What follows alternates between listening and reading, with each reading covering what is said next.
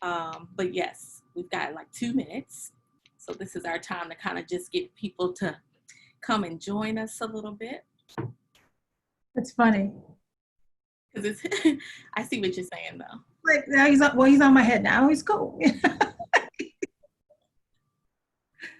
I he's just gonna ride with that. He's just gonna be my little partner. They're gonna be like, who was that person climbing the hill? Like,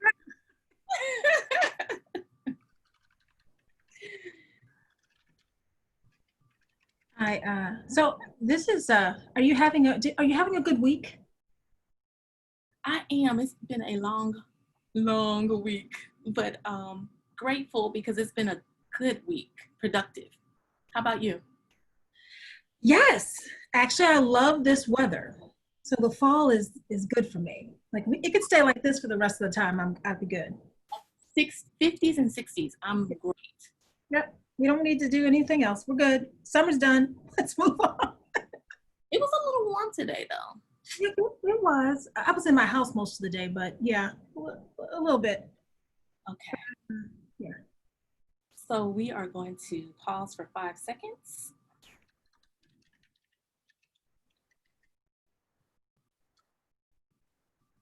Hello and welcome to Conversations in the Nick of Time, powered by Sparkman Pathway to Careers and KSTL 690 AM, headquartered here in St. Louis, Missouri. I am your host, Nikki Roach, and welcome to Conversations in the Nick of Time. I have had such an interesting week, and I'm hoping that you've had an excellent week. Those of you who are new to the show and new to the platform, here we talk all about leadership, and that's leadership excellence and leadership accidents. Both are quite needed. Can't have one without the other if you're talking about advancing and exceeding at what it is that you've been called to do. I am so grateful now that we can hop into this conversation with my beautiful guest. We have had a chance to cross paths here in the streets and the highways and byways of St. Louis, Missouri for years. And we have talked about coming together to kind of just brainstorm because I was just so elated to learn about all the great things she was doing, but also for a forgotten group from time to time. We forget this group in regards to the needs that they have after they have served. And yes, we're talking about the military, the veterans, but not only them, but also their families. And I'm just overwhelmed, overjoyed to have this beautiful being with me on this evening. Miss Darcella Craven, how are you? I am doing well. Hi. I feel like I should like run down the aisle or something after that. Okay, I'll have to get some theme music for you next time, right? Yeah, absolutely. I'm doing fantastic. How are you? I'm good. Just to let a few people know about the President and Chief Fear Conqueror. That is the title. Do you guys hear? Chief Fear Conqueror of the Veterans Business Resource Center. And she says, shoot for the moon, get the moon, and nothing else is acceptable. So do you see why I have this energy about her being on the show? Just absolutely amazing quote. And it says, since starting the center in 2006, Darcella has served all roles of the VBRC, including business counselor, outreach coordinator, presenter, and currently executive director. She is the head queen in charge. She has over 18 years of experience in operating nonprofits, corporate communications, government and military administration, and training. And then we have you here. I understand you are a phenom gardener. And I know you from crossing paths from Webster University. That's where we first began to engage. Yes. So let's talk about the gardener thing real quick. Basically, I didn't want to have grass, so I was tired. Once my children had graduated from college and moved out, I didn't have any gardeners anymore. So I figured, I don't want to be the one pushing the lawnmower up and down the hill. So I started planting plants, and it has just grown into this small botanical garden. So I love it. It's a beautiful space to go sit in. I follow you on Instagram, and you had posted, I think last year, This Mhm. pumpkin Yes. that was as big as the car I drive every day. What what was that? You know, it was a volunteer pumpkin patch. I'm assuming a bird, dropped some pumpkin seeds along the way, and they just kind of grew all down the side of the house. It was a really great time because the kids in the neighborhood got to kind of wander through a pumpkin patch in their neighborhood. That's how I got rid of them all, is actually letting the kids come in and snatch stuff, which, helped me out and gave them some free pumpkins. Well, speaking of snatching, you have managed to have such a diverse background, um, being a vet yourself, Mhm. which a lot of people are surprised to learn. Go on. Yeah, go Army. Yes. So just let's start off with just kind of your journey and what has gotten you to this point, that like some highlights from your career. Sure. Well, let's see. I grew up here in St. Louis, Missouri, actually over on the Grove. It wasn't so fancy back then in the 70s and 80s. It was kind of a little sketchy. Um, and sort of the highlights in 2000, well, no, not 2000, in 19, let's see, when I was 15, so that would have been around 85. My mom, who worked at the steel factory that's still over in that neighborhood, by the way, lost her fingers. And I had to start working full time or part time to try to help with pay the bills and go to school and help her change her bandages. So I became a nurse. She didn't have the insurance to, have a in-home healthcare come and go to school and try to do all the things that I was supposed to do as a good Lutheran girl. So I grew up in a Lutheran family, went to church every Sunday and Wednesday, like you're supposed to. And back then, if you would have told me the sky was purple, I would have believed you. And I would have said, in a beautiful shade it is too. Thank you so much. I just kind of really did whatever people told me to do. And when I had to start working, it obviously changed. That was a pivotal moment of change in my life because who else was going to do it? So I had to step up and kind of take care of my mom, who eventually, was able to recover and start working again, but never to the point where she, had both hands, obviously. I had a younger sister who was also struggling with that trauma. When I was 17, I graduated from high school, and my plan was to go to college and then, try to be a translator for the UN and have the white picket fence in the house and get a husband and the dog and, the thing you're supposed to do. At least that's how I was raised to think that's how you get out of my neighborhood. Well, my mom at 17 looked at me and said, "We don't have any money for you to go to college. You can't work at Hardee's the rest of your life. So I'm signing you up to the military." So my mom actually signed me up into the Army. Your mom signed you. You had no choice. It was not a choice. Now, she will tell you today that I had a choice, but I will tell you I did not, because I was 17. So she actually signed her parental rights to Uncle Sam, of me to Uncle Sam. And yeah, so I went into the military, and I went in there with the intention of sending money back to my mom so she could take care of my sister. And at the time, doing 3/4 of my tours so I could get my college money and get out. That was my plan. When I got into the military, I was mad. I was obviously mad because I didn't really want to be in the military in the first place. It was never a thing in my life. I spoke Spanish and French at the time, so I was going to be a translator, and that's how I was going to get out. Well, when I signed up, there was a recruiter who kept pushing me, and I said, "Well, I want to be a translator because I speak all these languages." And he said, "Well, you have to take this special test and you might fail." And that's the message he implanted in my head at 17, was that I could take this test, but I might fail. Never an option. You could possibly No, no. And so his thing was, you better sign up for something good or you're going to be a cook.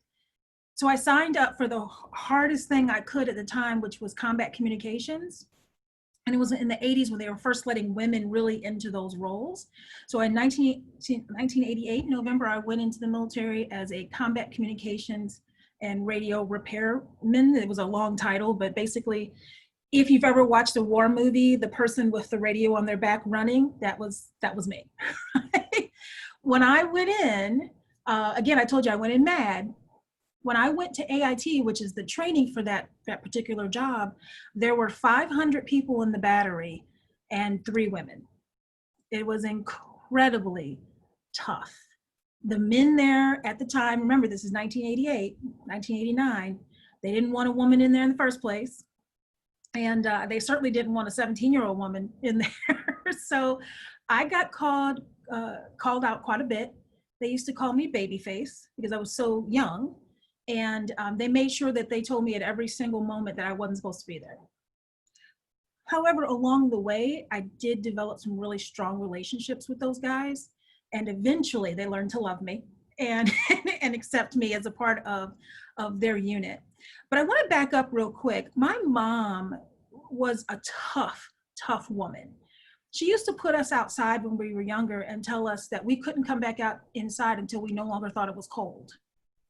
So we were outside playing in the cold forever. So we learned to be conditioned to things and spaces. And in her mind, she was building us up to accept a world that was going to treat us poorly because my mom is white and my dad was Black and she was raising these multiracial kids. So in her mind, she was building us up, and she couldn't possibly have known how that would help me through my life. So I'm gonna fast forward a little bit just to tell you, in basic training, I told you I was really mad.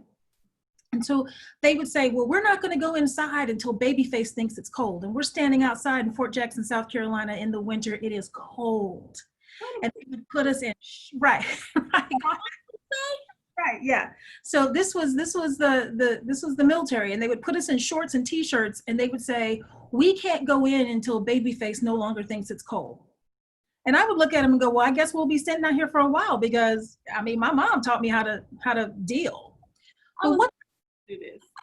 But what that did for me, Nikki, is after a while, I realized that, first of all, I lasted everybody, even the drill sergeants. I'm like, we're going to sit out here for a long time. And even the drill sergeants would get mad and finally just go inside, and I end up doing push-ups or whatever other punishment.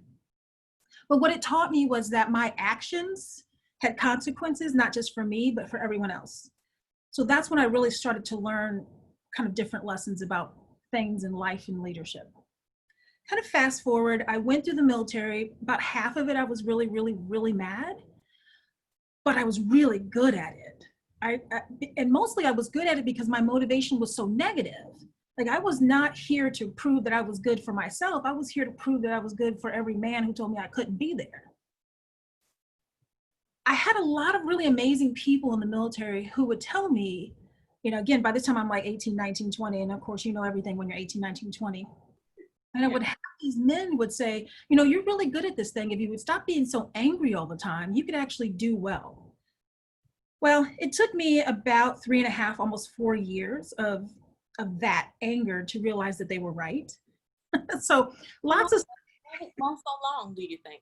Oh, I just was angry. I was angry at my situation. I really was allowing life to happen to me, and I wasn't in charge of my own life. It was everybody else's fault. The negative mindset was there. Along the way, I had 2 children in the military, and I ended up with being a single mom. And I looked at my kids about 5 years into the military. I looked at my kids and thought, I want to try to be a better mom than what I was being, because I really loved the military, and I was going out to the field a lot, and I was sending them off to babysitters a lot, and I just wasn't raising my children. So I got out. Unfortunately, I got out of the military in 93 full-time. I stayed in until 96 for the reserves, but I got out of 93 with no real plan. I just kind of stumbled out of the military, came back here to St. Louis. I had the same high school education that I went in with, and now 2 kids. So I came back mad. I circled back around to being mad again. And I will say I never really got out of being mad, but I came back to being mad, and I came back to St. Louis, and I walked into a job training partnership, kind of unemployment office. And I was literally yelling at this poor receptionist about how they owed me something. You owe me this, you owe me that. I was in the military, where's my job? I had an attitude that you would not believe. And this man named William Hale walks out from behind the door, and he says, "Hey, soldier." He kind of like yells at me. And I turn around like, finally, someone gets it. And he said, "You want to know what you get for being in the military in this office?" I said, "Well, yeah, tell me, finally, somebody with some appreciation." And he looked at me, he said, "To the front of the line." like, okay, I'll take that. I went into his office and I started going off on him and everybody in the office and how they owed me everything. And all the people in there had been in the military. They were just laughing at me. Here I am, this 23-year-old full of vigor, blah, blah, blah. You're going to give me this. Mad. Absolutely. And he said to me, one of the first things that started to turn my life around, he said, when you're finished, let me know and we'll start planning out the rest of your life. But I'm going to let you go ahead and get all that out of you. So, you don't know me. I mean, I just met this man. You can't talk to me like that. And he looked at me and said, well, I just did. So this man actually helped me create a plan to go to school so that I could, take care of my kids. I had fallen into the welfare system. And so he helped me understand that if I would go to school, go ahead. In the military, you come out of the military, come back to St. Louis, you go to seek out some help. You get someone to help write a plan. Right. But you just mentioned you still fell into welfare. I was on welfare, by the way, in the military. So let's make sure it's clear. Military folks don't get paid that much, and especially don't get paid a whole lot of money when they have children. And as a single mom, I was on WIC and everything while I was in the military. Wow.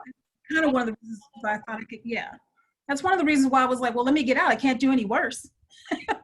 Get out. So at the time I went to Sanford Brown College. I remember. It was up there in Hazelwood, right off of 270.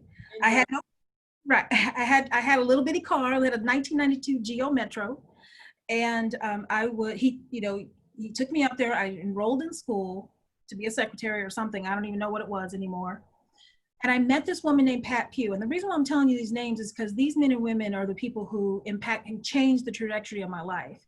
So Pat Pugh said to me, realize that if you make a certain amount of money, you can get off of welfare, but still keep the food stamps and the healthcare for your kids. So she helped me create a plan of getting a part-time job that was $6 an hour for 20 hours a week.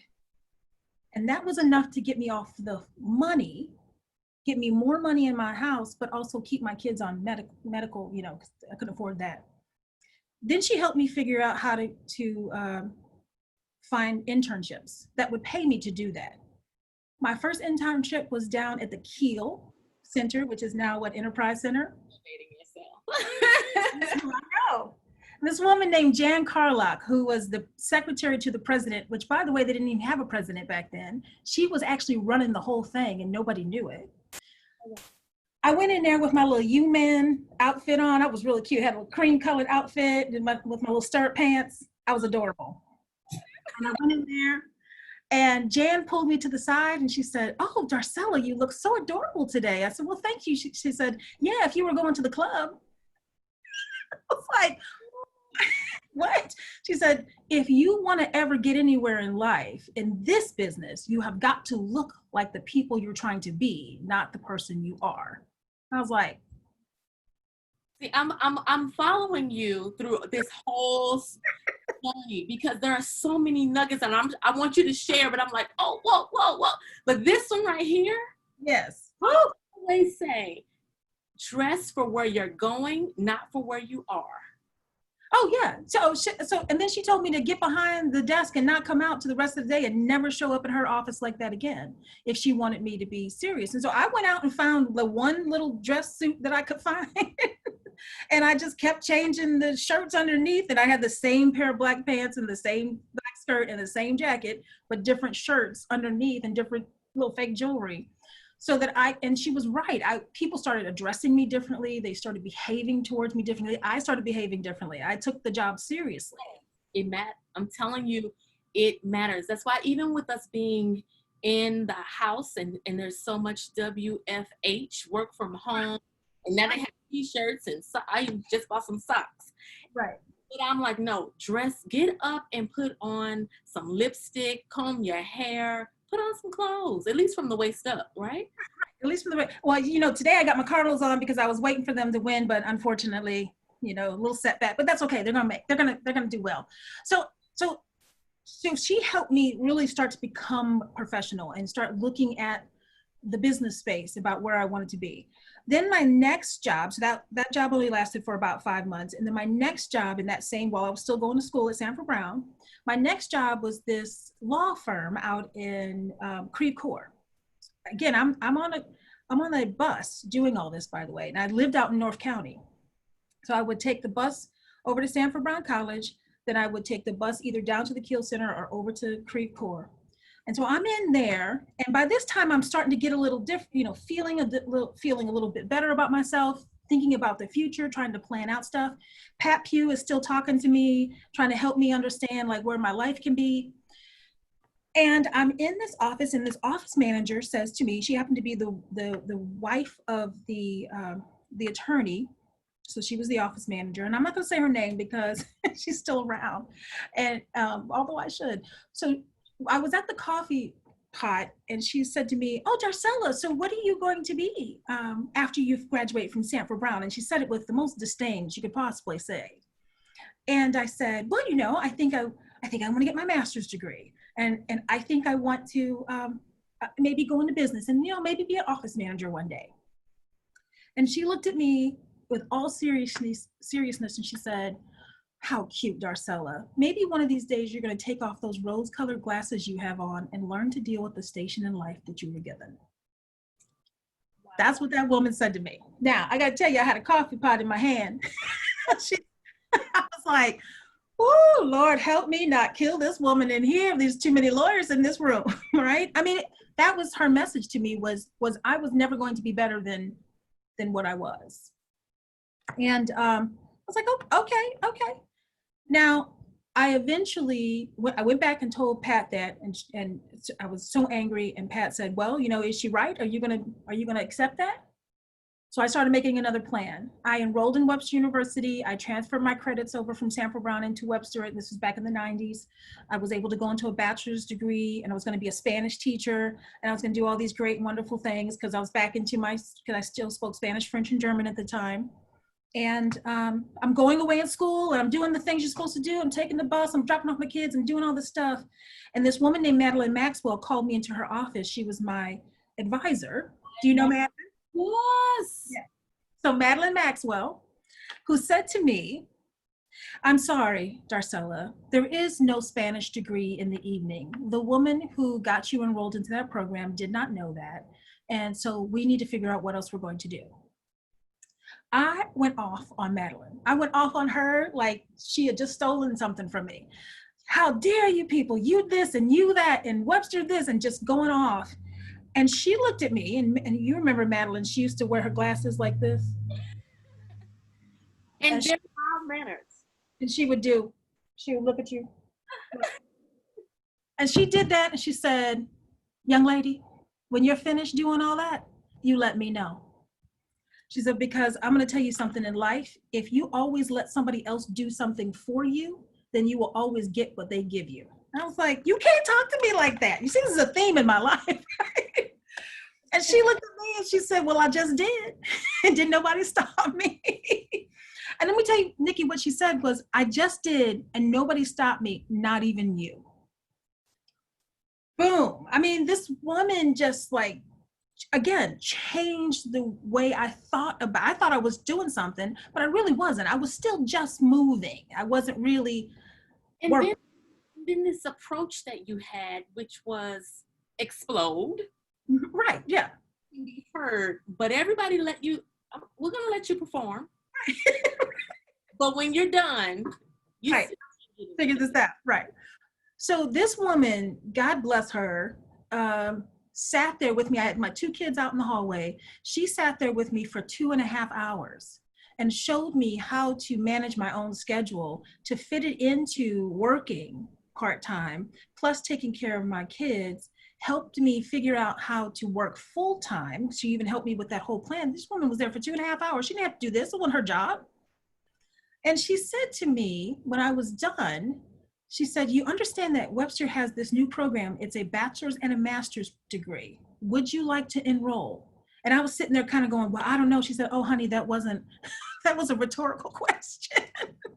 So this woman enrolled me and showed me how to do this and enrolled me into this program. So again, with someone giving you no option. They're just telling you how this is going down. Here's your direction. And she showed me how it could look. And so I tell you that because I went from having a high school education to a master's degree in 4 years while raising 2 kids and taking the bus, because along the way, I got my car repossessed. I had all of these other like massive financial things that happened. But here's what I will tell you. When I got my car repossessed and I used to have to take the bus, I lived in St. Anne, so I would take the bus from Crosswinds Apartments, which is no longer there. It's a parking lot now. We'd walk up to the top by the airport to catch the bus. We'd get on that bus. It would swing us around the International Plaza Drive. I would get off there, run my kids to the kinder care, and then I would run back down to catch the bus as it swung around Northwest Plaza to go to my school. So to that point, here's what I will tell you about leadership. You talked earlier about kind of accidentally falling into it. One of the things I learned during that process is that nothing I do in my life, I'm doing alone. Wow. That there are people, divinely placed people in my life constantly telling me, go left or go right, and showing me the way. But there have been times when I just haven't listened to them. Like, so, and even now, like looking back, absolutely. What would you have told yourself even towards the end of that degree process? So when I was running, so when I would run from the bus, with the little stroller and the kids up to kinder care, the woman at the kinder care was not supposed to allow me to do this, but she would let me leave all of my kids' stuff, including the stroller there. She would hide it underneath her desk.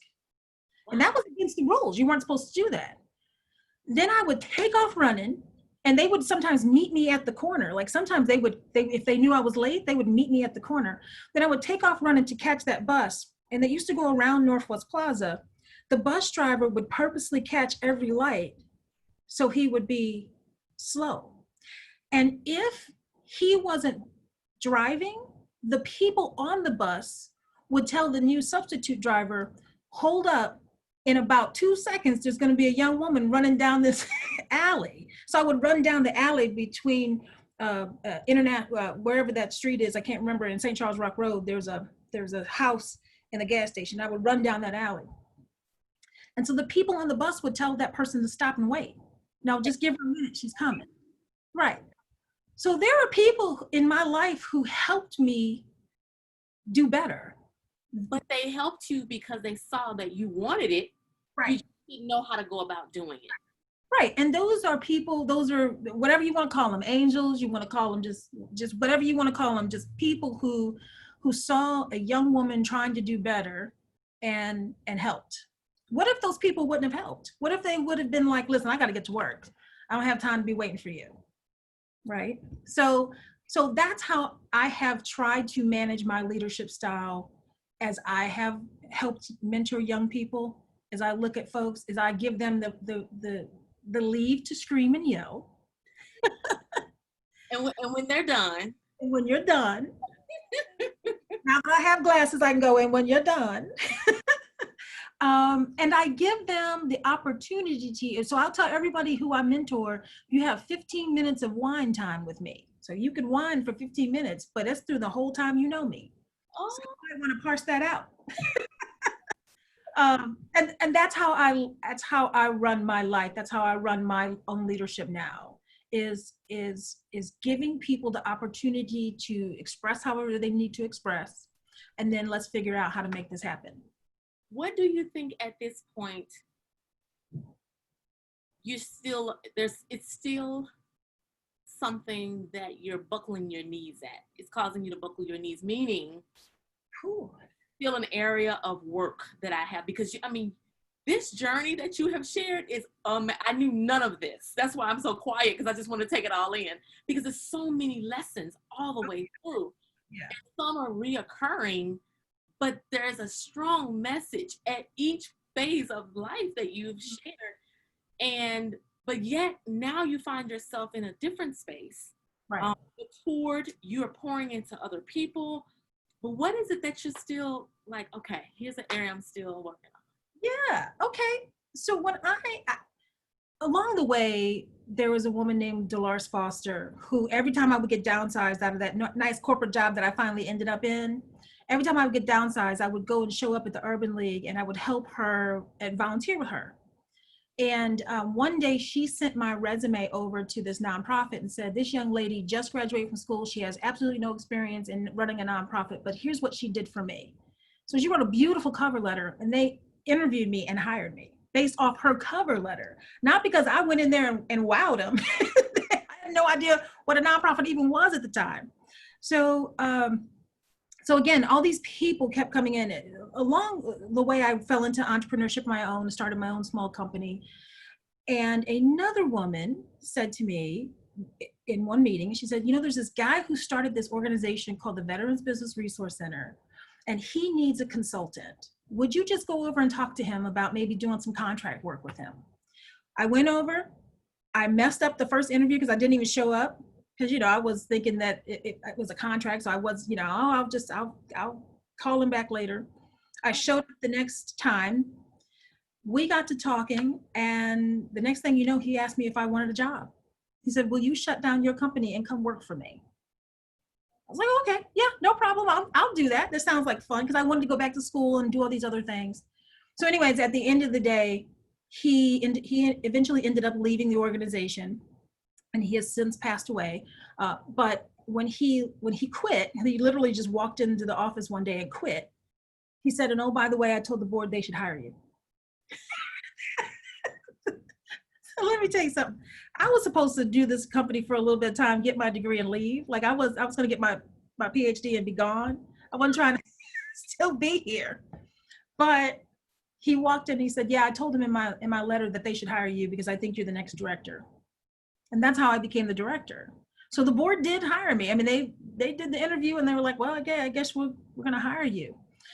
To your question, what scares me is that was the succession plan. It was literally, he quit, you're now in charge.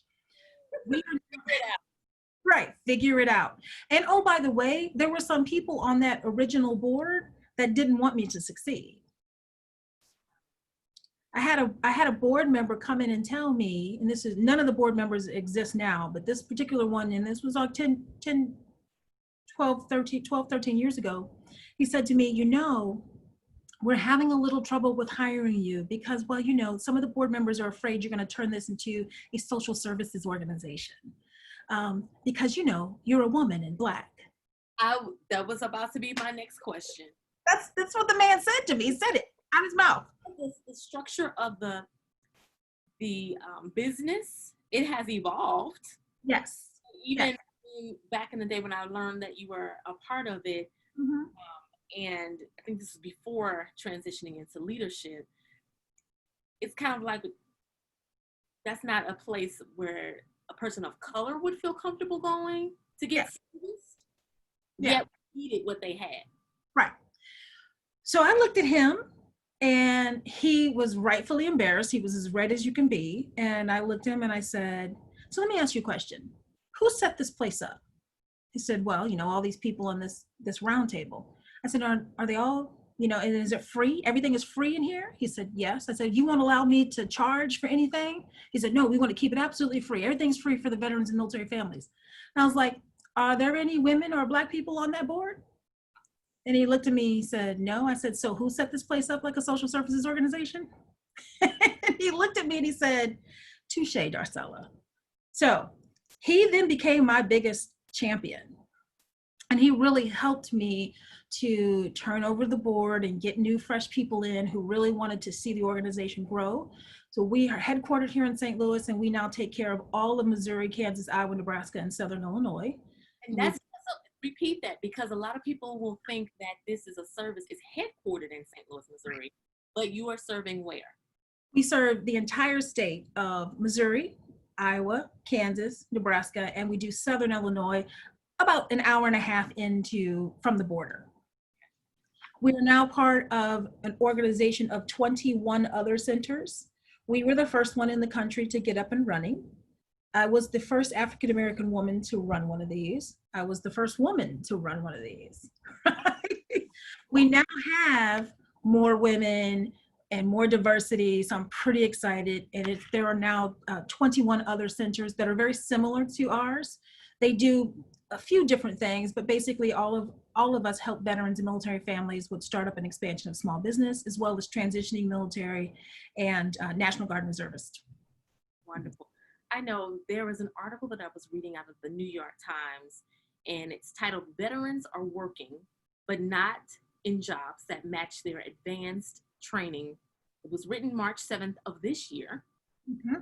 But the author is Jennifer Steinhauer, and she's a reporter for New York Times since 1994. And it goes on to read, like most Americans, veterans have benefited from a robust labor market, but skills learned in combat do not always translate to private sector jobs. Right. Unemployment is one of the greatest issues faced by returning veterans and by their spouses, who often lose ground through constant relocations. Veterans are 37% more likely to be underemployed than non-veterans, and this is according to a study conducted by LinkedIn. And then about 55% of vets in transition want to do something totally different than what they did in the military. According to Indeed, the unemployment rate for military spouses is 24%, in large part because of frequent relocations and the inability of transferring occupational, even their licenses, because they're moving from state to state. Yeah. So no, absolutely. And those were all true pre-COVID, and they're even worse during COVID and will be worse post-COVID. The interesting part is there are some states, Missouri is one of them, that now do reciprocal licensing for military spouses. Interesting. Yeah, so that just happened this year. And it's specific. It's like nursing and I think teachers. You'd have to look it up, and I'd have to send you later on the link to it. So at least there's that. There are some reciprocal licensings for military, like if you're a truck driver or something. But I'm going to go back to the part where I didn't want to do communications when I got out. I had just done that. And let me just back up for military folks. So I told you I went in as combat communications. Well, I went in during the Cold War, before there was any kind of conflict. I was in during the first Desert Storm. I was in during Kosovo, Rwanda, Somalia deployment, and I got out completely in 1996. So I was luckily and fortunate enough not to actually deploy, even though I was on the list to deploy. But fortunately, my unit either came back or my daughters were not old enough for me to deploy. So I just want you to know that during the first Gulf War, women who had children had 42 days and they had to go to war. So you had to do something with your kids. Luckily, my unit came back right as my daughter was about to hit that 42 days. And then they changed it to 4 months after that because so many people complained. And again, luckily, I didn't go to Rwanda because my daughter was 2 weeks. I had 2 weeks before I would have had to go. So luckily they came back. I'm very fortunate that I did not have to actually go to combat. But I will tell you the mindset that I had when I was younger, I wanted to go to combat. I thought I had to prove something. Can you imagine the mindset of a young person who was like, no, send me to war? Like it's crazy to think about today that's where I was in my teens and 20s. But the men and women who are in the military now, my niece just went to the Navy, so I don't know where I went wrong that she went to the Navy, but no, I'm proud of her stepping up and doing that. But when you're in, so I started off as combat communications. When I was in Germany, that's what I did. I was out in the field. I was doing all these great things. I was G.I. Jane before that movie existed. Then I came to Colorado, but they didn't need my job. No unit needed another combat communications person. So they stuck me into the S23 security office. So I literally started doing in and out processing. I didn't know anything about that. Here you go, here's your SOP. Tomorrow you show up, you're doing in and out processing. So I did that for a long time. And then a new sergeant major came in and he needed an assistant. And I was the only person that didn't have a job slot. So you're now the assistant to the sergeant major and the captain. So I didn't know anything about being a secretary, but I figured it out. And when they went to Kosovo, they needed a training NCO. And they were like, hey, we need a training person. That's you. And so I became a training person. So how do you put that on a resume? And then for someone to be able to say, okay, this makes sense. I see how you, because in standard society, Mm-hmm. a progression. We want to see that you work towards something, and there should be a common theme Right. throughout your resume. Right. So they take you serious. Yeah, no, absolutely. Something that we will say, like even on the HR or those who hire individuals, oh, look at all this inconsistency in their career. They're not sure what they want to do. Yeah. Yeah. So that's a challenge. Now the military is doing better at making sure that folks have training, and they're doing much better at transitioning people out, but it's still a long, long way to go. And so, military spouses are worse. Right. And so then now we're at Veterans Business Resource Center. And what happens in the space? Yeah. So I will just say before we end the note about military spouses, there are actually companies here in St. Louis that focus on military spouses and employment. So I'll make sure I send you that as well, because there are people, and St. Louis is leading the way across the country in helping the military, by the way, just saying. Oh. That's my gosh. So what's happening at Veterans Business Resource Center? So our job is to help a transitioning military member or a veteran who is either trying to start a business or military spouse, or who is in business and maybe they want to grow. We're traditional business consultants. So we will help you with ideation. You think you want to be a, I don't know, TV repairman today, but tomorrow you might want to own a food truck. We kind of help guide people through that process. I focus on the why, because that's what I think is missing a lot in entrepreneurs, is they don't comprehend why they're doing what they're doing. And so they easily get off track. That comes from those men and women who helped me along my way. So I get to do the same thing back to someone else. Like, go ahead, let me know when you're done, right? So yeah, so that's what we do, traditional business consulting. We make sure you get the right resource, the right information, the right time. And then it is a one-stop shop, to my understanding, those who are transitioning. And there's like a 4 or 5 phase process that individuals can go through?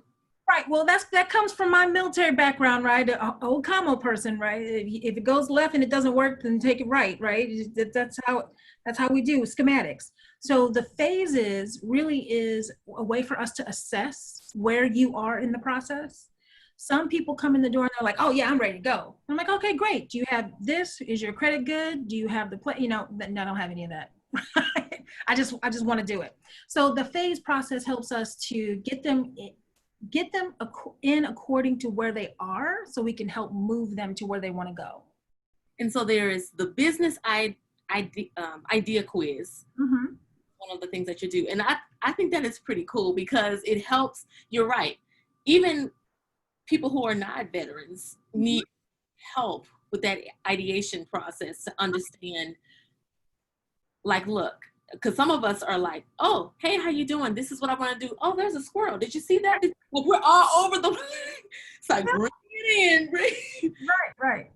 So it's good. And then to have an outside person who to try to interpret what it is that you're communicating, because it's for other people. And if they don't understand it, then you can't move forward with it. Right. No, absolutely. I love that you start with that. And then there's the counseling that you also have. You have free online training. You have Boots to Business program. What would you say is one thing that individuals who are coming to seek out service and help, what do they need to tighten up on in regards to preparing before they come visit you? Okay, so this actually ties into the question you asked me before about what is it that still trips me up. I still see a lot of this in the military is because we don't understand the language sometimes. And what language is that? The language from the military. So I'll give you an example. If you tell me to go do something, go move that log across the street and tie it to the other tree. If I'm in the military, I might look at you and go, "Oh, cool, too easy," right? And you might hear, I need to make it harder. Right? You just told me that moving that log was too easy. Okay, well, let me give you something else. What a military person is really saying is absolutely no problem. I will make it happen. And if I need you to give me something else, I'll come back and ask you. That's what that means. But you as a civilian don't hear that. So when military people come out, they don't understand the language that they use. Yeah. So we've got to help them understand the language. Also, when I'm in the military, if I walk up on you and you walk up on me, I can tell immediately who salutes who is in charge. A sergeant is a sergeant is a sergeant. I can pick a sergeant up from Colorado and put that sergeant in Germany, and they're going to do sergeant stuff, right? Now, that has nothing to do with the individual person. I'm just saying the job is the same job no matter where you go. So when you come out of the military, you're like, okay, well, if I'm the sergeant, who's the captain? How do we, how does this work? You don't really know all that stuff. So one of the things the military does try to do is help translate that information out. There's still a long way to go. And how that trips me up is that as I am growing this organization, I just hired in some new people. They're the new blood. They're taking off and taking the organization in ways I hadn't even thought about taking it. And so what's my next role? Like, oh my God, I gotta, what do I do? What's the president do? So what still trips me up sometimes is the language. I have to learn a new language of being a president and fundraising and all this other stuff that it's a little scary still. Interesting. What would you say to employers, human resource reps, and hiring managers, even business partners or banks and lenders, all those different people who are on the civilian side? What message would you give to them as they work with individuals who you're coaching? Some you'll be coaching, because many of us have dual roles, meaning we are an employer and we have a company. It's just a sign of the times these days. What message would you have for them? Whew, okay, so let me talk to the military person, and quite frankly, anybody. So here's one of the things I will tell folks to do is take out a piece of paper or write it on a computer if you want to go be all fancy, but write down your KSAs. What is your knowledge? What are your skills? And what are your abilities? Your knowledge is anything that someone gave you a piece of paper. If they gave you a piece of paper and said you now have it, formal knowledge, I don't care what that piece of paper is, certificate of something, or a master's degree, whatever it is, write that down. Write down your skills. And so your skills are the things that you learned. So after you got that piece of paper and they told you were the best wrench turner in the world, and you went out and tried to turn the wrench the way they taught you, you had to learn that, oh no, here in this shop, we have to turn it to the left, and in the other shop, we turn it to the right. So those are skills that you learn how to actually implement the stuff that you know. And then your abilities are those things that people say to you they could never do. Like, oh, Nikki, girl, I don't know how you ever do that. Those are those innate things that just seem to come to you easier than anybody else. So write those 3 things down. Then I want you to pick one person you love and who loves you, and one person that you like, and you'll be okay with that person if they show up at Thanksgiving dinner, but you don't want them staying past 10. Like after dessert, you got to go, right? And ask those 2 people to do the same thing for you. You'll be surprised at what people believe about you that you completely skip over because you're so busy running that you forget. And it is good to do that more than once. Yes, do it constantly. So that's what I tell the people who are trying to start a small business, because that's going to do a couple of things. One, it's going to help you understand your strength areas and your areas of opportunity. And it's also going to help you understand who you need to bring into your team, because you don't have to be all things to all people for all the time. You can just bring in a team member. Exactly. Right.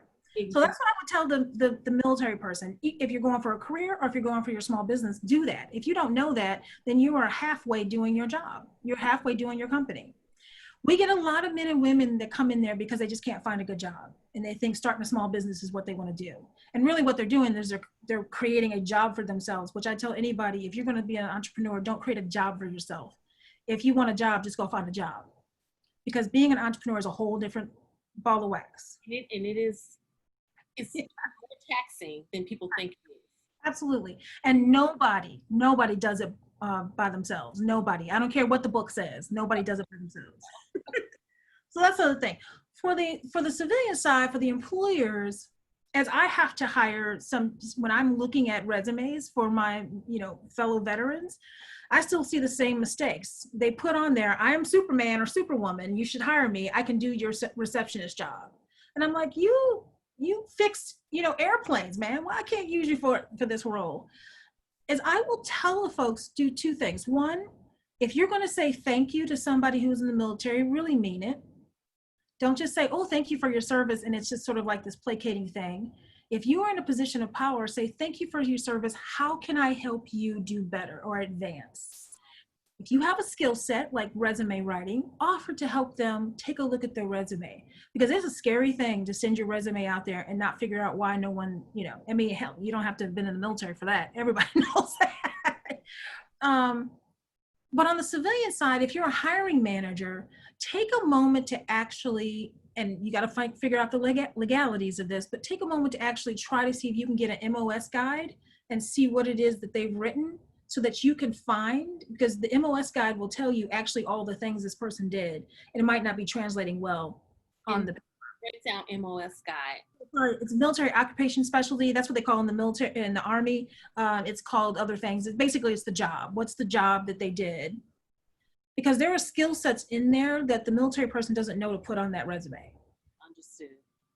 For civilian facing. Yeah. Okay. So just take some time and then actually spend some time talking to the transition managers of all the military posts around you if you're interested in working with military folks. Go to a networking event, talk to the people in the room, get to understand their language so that you can help translate it for yourself. Join the U.S. Veterans Group or some veterans group on LinkedIn. Have a dialogue and a conversation with those people. It will really be helpful. Wonderful. Now, I know you're located in downtown St. Louis, your headquarters, 911 Washington Avenue in the T-Rex, Suite 705.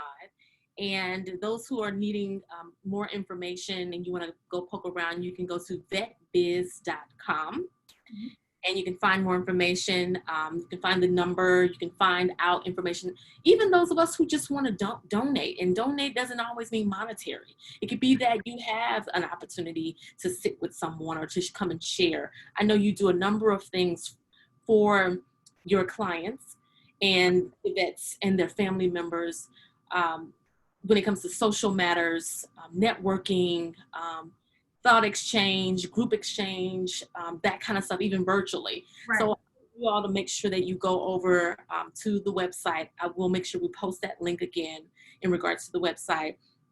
There is so much that this organization is offering for free for vets.